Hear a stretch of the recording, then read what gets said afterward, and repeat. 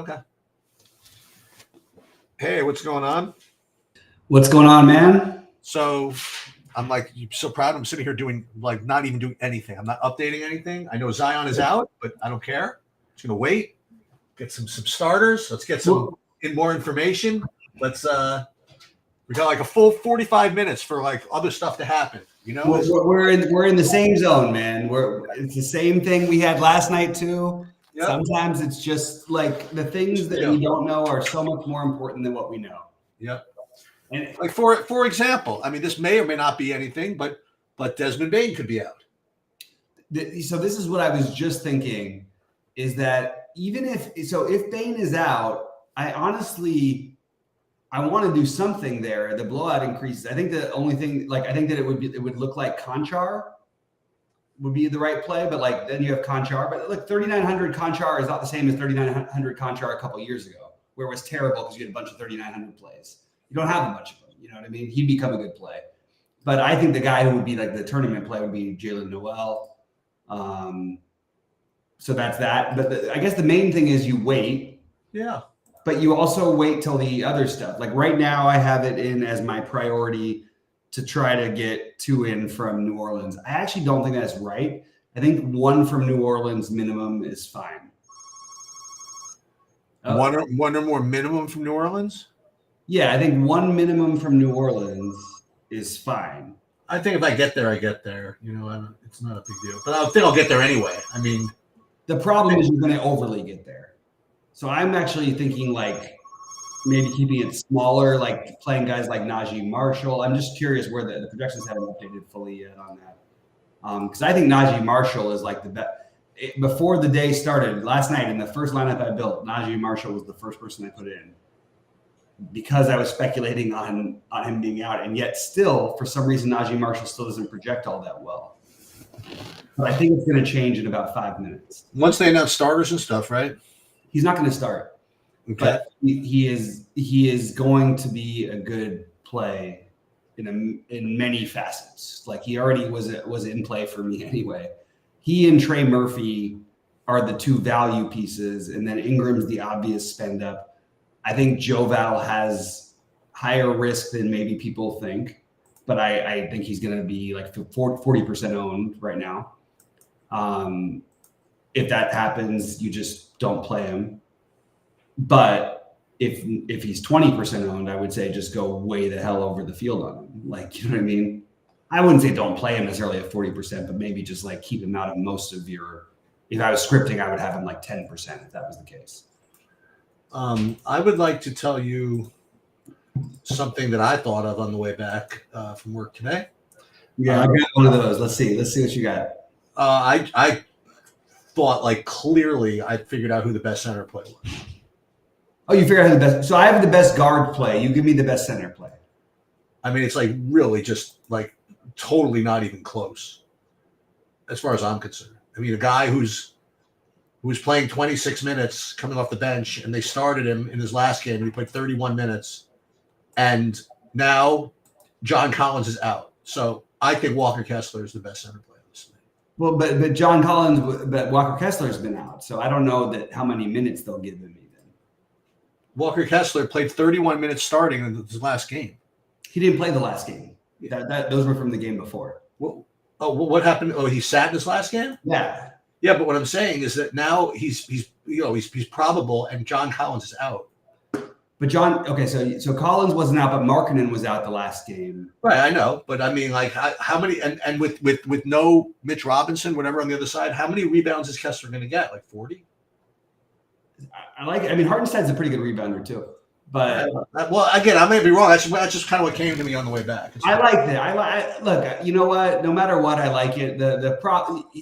I can never argue with Walker Kessler because we play tournaments. You know, there's never going to be a time where I say this is a lock play in cash unless something pricing is off or whatever. It's extremely volatile. The Knicks in general don't get their shots blocked the most, and oddly, that's his highest scoring form of fantasy points. So. Not my ideal play, but I get it. I get the thinking. I'm definitely not going to tell you to don't take him out because I'm saying this, because I do think there is the upside, and I'm never going to say no to Walker Kessler. I had a couple of other random remembrances that there's two pieces of hashtag revenge going on in the late game. I mean, there's both Cam Johnson and Mikal Bridges going back to Phoenix. That floats your boat at all? Yeah, it was I have him in a FanDuel build. I do like him, but the thing that I think the main which one? Wait, we said Mikal Bridges and Cam Johnson. Who? Cam Johnson? Yeah, I don't really. I mean, if he has a game, it's just okay, cool. He has a game. Oh, okay. I'm just saying. No, I'm just saying he's 6,300. He can get there because he just can sometimes get there. But in reality, like he basically doesn't ever pay for this price hardly, and like even in a good matchup, I just don't see how it works exactly for him.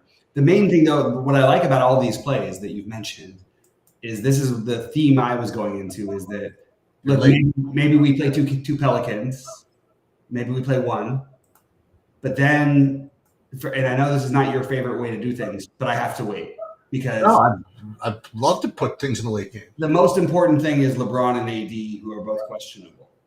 Yep. And if one of them is out, even with the adjustments, there's still going to be multiple good plays in there. Also, it's a great matchup with the Spurs. You can run back Wembanyama and Sohan. It works out perfectly. I have a question. Why is everybody, not saying everybody, why are like a lot of sites and whatever telling me that Poeltl is such a good play today? Because it's a mathematical thing. He's a good point per dollar player. He's 5,500, and he always projects to play more minutes than he does. He never plays more than 26 minutes. Right, especially because if Precious was out tonight, I would think Poeltl was like the best play at center. Precious is playing, and it's not like they're just going to like, even if Poeltl's smashing, Precious is going to play like 16 to 20 minutes. That's like the low end, okay? So I don't see the upside as much in that play, but I do like the idea of getting Toronto exposure. Again, it's 30 minutes later, and the Laker game is at 8 Eastern.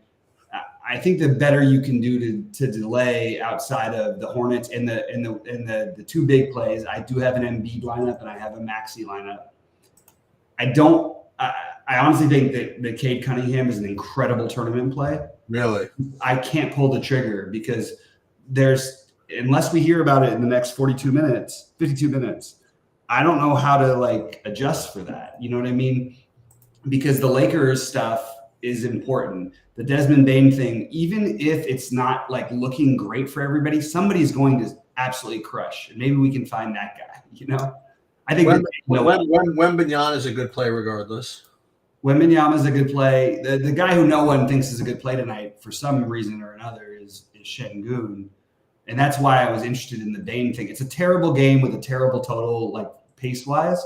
But like Şengün ending up with 55 and, maybe. Well, somebody's gonna, you know what I mean? Like somebody's gonna be the lower owned of all these center plays, like either Şengün, Brook Lopez, Miles Turner. They're both going to be owned, Miles Turner and Brook Lopez. No, I'm trying to say one of these guys, like Nick Richards, Poeltl, Isaiah Stewart, Gafford, what's his name, Valanciunas. You know what I mean? Like somebody's going to smash. And they can't all be owned, right?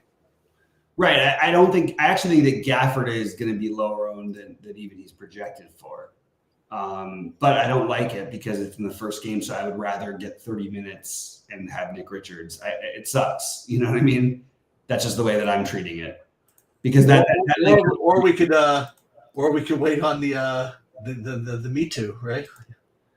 Yeah, I mean, first of all, what the hell? You know what? Let me just say one thing. First of all, F Kevin Durant. I'm not going to swear, but what a You were about to swear. You did it. You almost did it, though. You're allowed to say bitch on national TV now. So like, not to LeBron. You can't. You can't call someone a bitch. I guess right, that's a different story. That was pretty. That's a whole separate conversation. Yeah. But like, if Kevin Durant really plays tonight, does he have really bad blood with Brooklyn and not Golden? Like, I don't understand. Golden State played in your arena last night. You had the opportunity to play with Bradley Beal and all you guys for the first time, and instead You're making Bradley Beal play the back-to-back. They're going to be fine. They're going to be like a top 3 seed in the West by the end of the season. They're going to compete for a title. I have no idea what's wrong with his brain to where if he was okay to play tonight, he certainly was okay to play last night after the break. And I don't buy any part of it. People who play the second end of back-to-backs who are managing injuries, doing whatever, that's fine. But if you skip Golden State and you play at home against Brooklyn, you're a little bitch. So I guess I did call him one. You couldn't resist. I can't help it. He can't outpitch himself. And watch. He ends up probably being a late scratch, like not a late scratcher, like a. Oh, that God! Please don't do that. Or he ends up going for 70. Well, he might. I mean, like nobody's playing him. Like it doesn't. You can't play. I mean, you can, I guess. It just doesn't make any sense because like one of AD or LeBron, according to Vegas, is definitely sitting. Although I will say that spread has jumped a little bit. You know. Well, we know that DeAndre Hunter is out. Does that mean anything to the average man? Or it means you get to do your crazy thing and hope you get 10 threes again out of that Bogdan, huh? Let's go. Yeah, I actually think there's a little the upgrades are probably for Sadiq Bey the most, and a little bit to Capella and Okongwu. One thing that's good about him making 10 threes in his last game is that he's going to have no problem shooting them in this game. That's true. I guess that's true. You know, he's never had any shy. In all fairness, I don't think he's ever had a problem doing it. Yeah, I don't think he's shy. He was 3 of 11 the game before. Like it doesn't bother him. He just goes.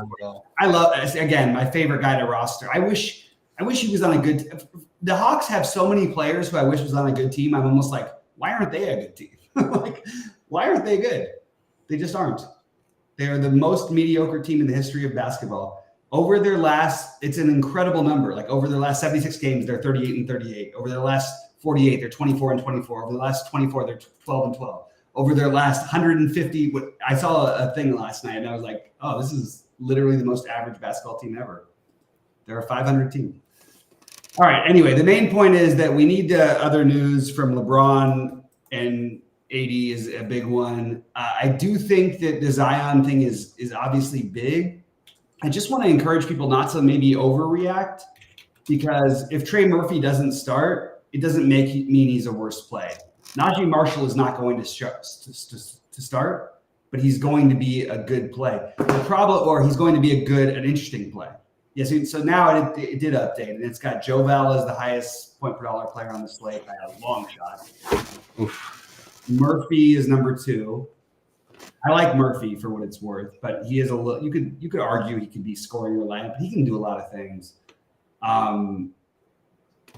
Yeah, that's weird. If he's off the bench, I like it better because he's going to get lower ownership. Ingram is obviously like a terrific play, and as is McCollum, as is Herb Jones, but Herb Jones will be the lowest owned, and Najee is starting to get the ownership too. Shoot. If you want a creative play, it's Jose Alvarado. Probably a little bit. He's always good for a play, man. You know what's great about him is that like you get your best. You know what I mean? You get every minute. It's like Westbrook. You know what I mean? Like you get every chance you can get. You're going to get a chance for a play. He's going to try and steal every ball. He's going to try and get every rebound. He's going to try and block every shot. He's going to try and score or assist on every basket. And he plays in at like 1,000 times the speed everybody else does. I just think the Joe Val thing getting to the ownership where it's getting. Now, if it stays below 30, it's okay to play some of it. But if I don't know. You really can play him at 30, at 25% even? Even that, like I said, even that is a little reaching. It's the number one matchup, but it is also the number one matchup, not for the reasons that he's good for. Like he's not going to go up and down. But what he is good at, he can get like 20 rebounds. He might end up with 10 rebounds at the end. He might have a double-double at the end of the first quarter. It wouldn't surprise me. Because Washington shoots a ton fast, and they miss a ton. And his own team likes to play fast, too. Did we say Gafford was definitely in? He's in. Okay, he's in. It kind of sucks because my Koulibaly play I thought was really. Yeah, I thought that was going to be good.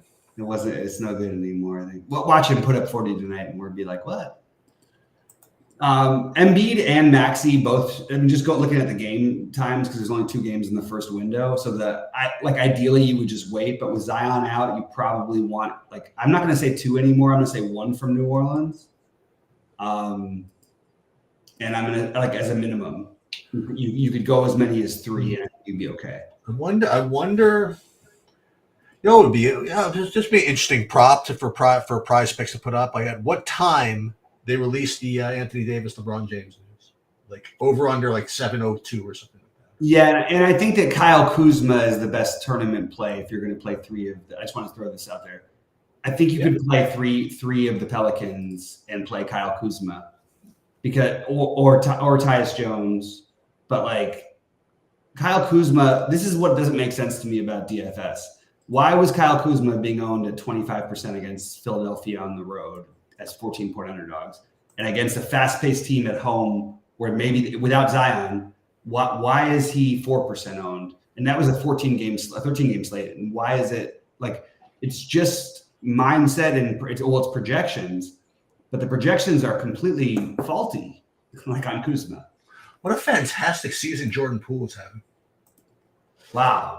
He might not be in the NBA anymore in a short period of time. By the way, look, probably worth taking a dart on if you're playing the lottery tonight. You know, he's probably been on more winning lineups than most players because no one wants to play him. If he just gets like 30, like everybody's like, oh. How about Tyus Jones? I like it. He can get 40. It's been a while, but yeah, he can't. No, he's got a couple. He's got a couple of 40s in there. 3 back, 7 back. I mean, he's got a couple of 40s. Yeah, it's definitely possible. I do think that Kuzma is the best run back, though. I think if you're going to play 3, like you just play Kuzma. Or honestly, I think because if you're playing 3 Pelicans, you're probably spending a little bit. Like you're playing, Joval, one of Ingram and McCollum, and either Murphy or Herb Jones. I think Herb Jones is he's the safest guy. That's the weirdest part. Of all of these guys, he's probably the safest to get to 30 fantasy points. Like just like more than 5x, and he's 5,500. He's probably the best play. He and then Murphy is the high upside play who projects better, but Herb Jones, like that guy will play every minute that he's not in foul trouble. You doing that hang time thing on FanDuel? Just a couple of them. Yeah. I decided I wanted to get like some Rozier and Martin and Rozier and Butler exposure. So all of my lineups on FanDuel have Rozier and either Martin or Butler. All right, just for fun, we'll build some lineups with on DraftKings. Again, we're just going to use the whatchamacallit,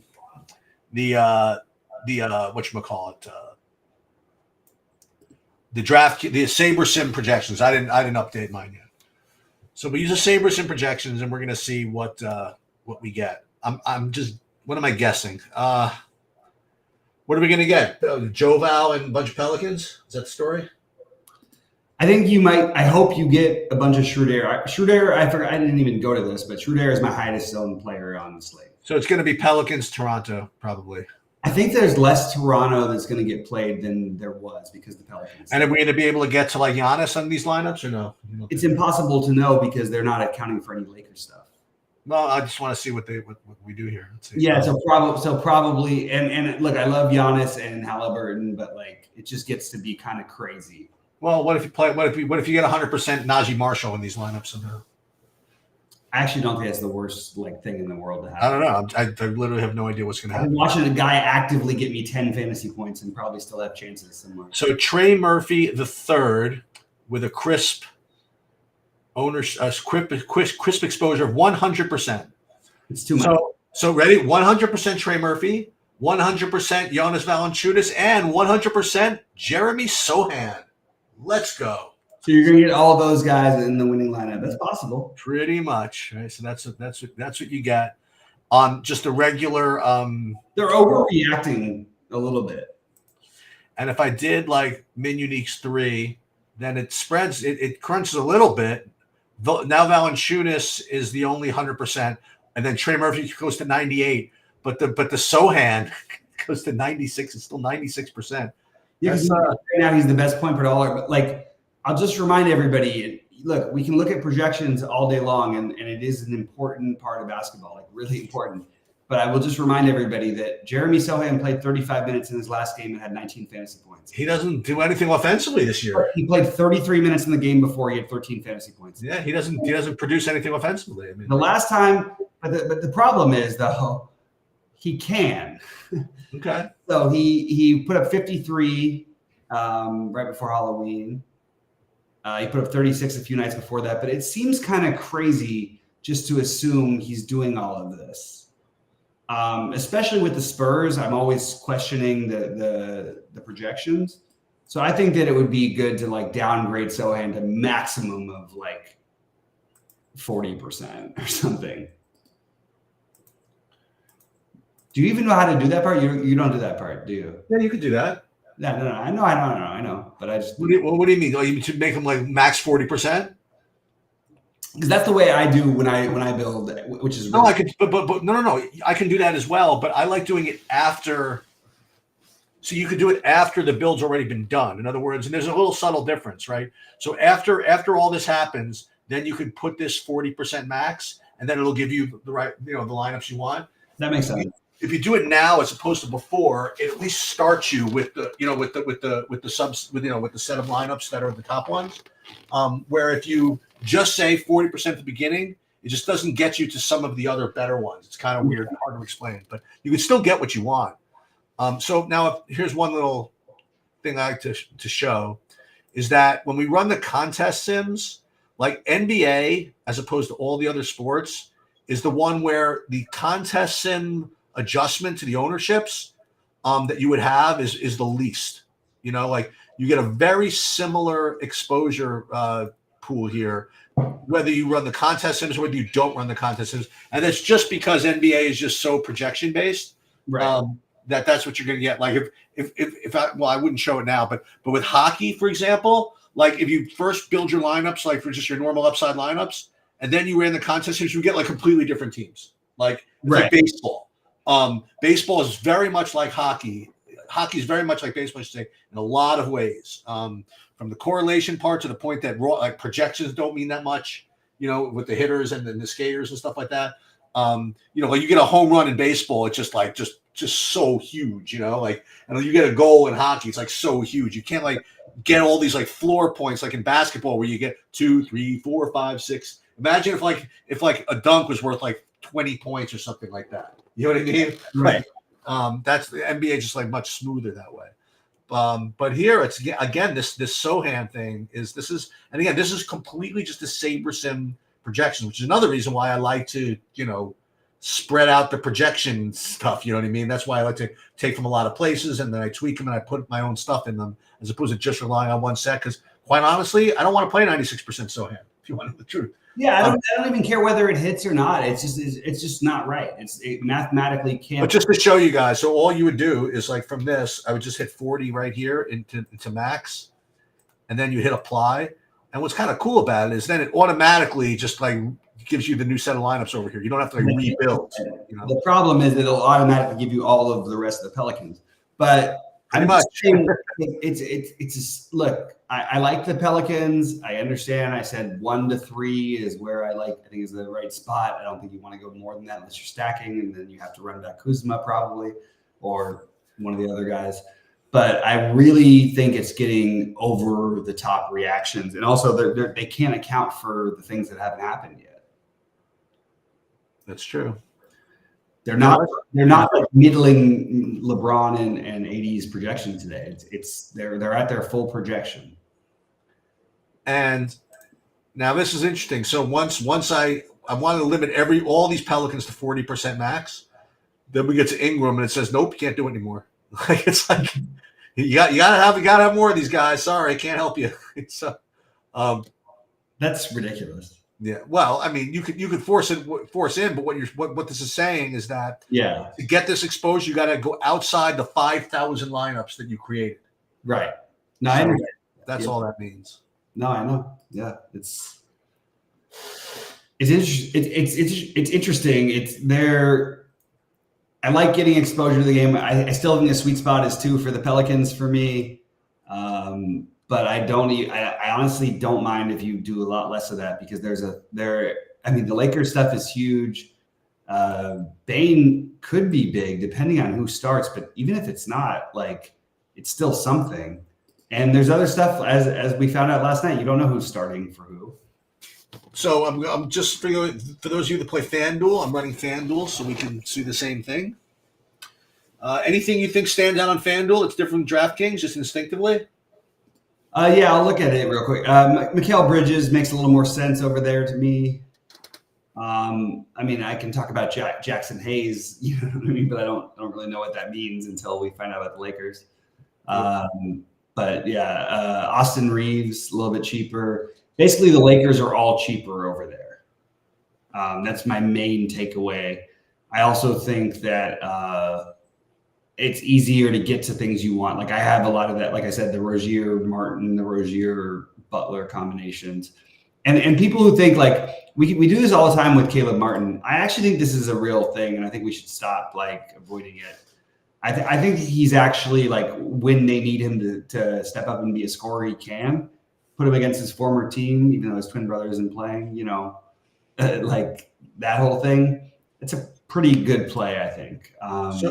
So the guy who shows up on FanDuel that more than on DraftKings, the guy you just mentioned, and that would be Jimmy Butler. Yeah. I guess he's cheap over there. It's not much different. It's just the difference in how much you allocate to the price, you know? Right. His 8,600 is the equivalent of 9,500. Right. So she shows up more, but it's the other same guys. It's Murphy, Valanciunas, Sohan again. Sabres really loves the Sohan. I don't know what to tell you. Well, his price, but that's because he's not doing. He's the minutes are there, and the matchup is right, and all the things, but he just is not doing it. I'll tell you what I think the best tournament play is over there, because his price difference is Wembanyama.